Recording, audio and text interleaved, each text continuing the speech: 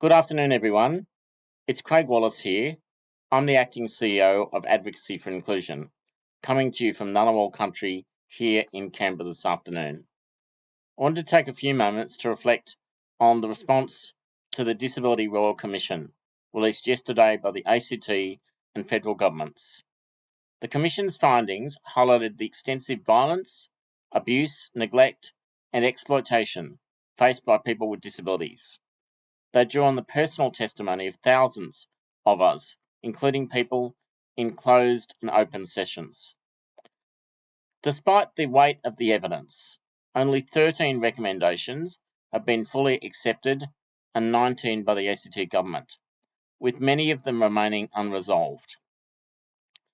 Some of the most crucial recommendations have been set aside or noted. These include proposals for a Disability Rights Act, a new cross-cutting national disability agreement, a Minister for Disability, removing sub-award wages, moving away from segregated schooling and housing, plus a national approach to ending non-therapeutic sterilisation. There are some points of light, like a commitment to modernise the Disability Discrimination Act. There's also some positive work and investments in the ACT, which address issues raised by the Commission, such as through the Disability Strategy, the Health Strategy, and the Inclusive Education Strategy, as well as the ongoing work on the Justice Strategy. There were also changes flagged to remove the discriminatory features of Australia's Migration Act and system. Like many of you, however, we are disappointed in the overall response, which does not match the urgency and seriousness of the problems presented to the Commission, nor do justice to the compelling evidence presented by thousands of Australians. Now is not the time to gild the lily. We need to recognise the high cost and reflect on that to our community. Thousands of you poured out your stories and trauma to the Royal Commission and trusted that it will be acted on. There's also a financial cost. The Commission itself cost over $527 million to run.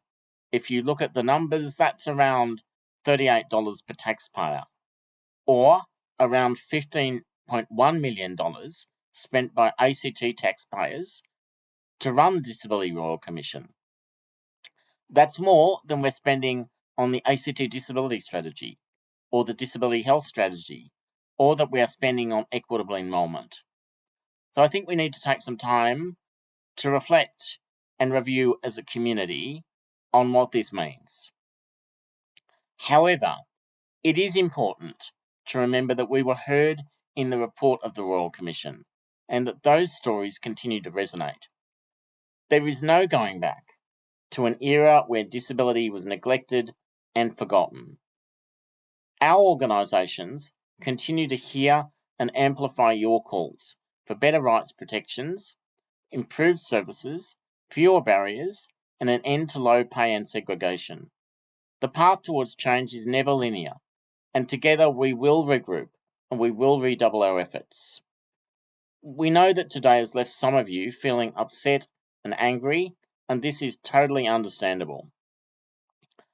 We're going to be releasing a statement which we'll post underneath this video with some numbers for services that can help people in crisis or who are feeling low. But we also wanted to provide an opportunity to come together to hear about some of the positive areas of change that are coming out of the Commission and to share your thoughts. Along these lines, Advocacy for Inclusion, together with our partners at Women with Disabilities ACT, ACT Down Syndrome and Intellectual Disability, and the Mental Health Community Coalition of the ACT, is going to be offering a briefing event for members and community partners on the Royal Commission response. We will share our snapshot analysis of the response in full and then be joined by Dr. Rhonda Galbally, who is one of the commissioners, as we share our reflections and ideas on the way ahead. The briefing and reflection will be held from 10:30 a.m. to 12 noon on Tuesday, 13th of August on Teams. We'll post some registration details below. Thank you for listening. Please keep the fight going, and we look forward to connecting with you soon. Thank you very much.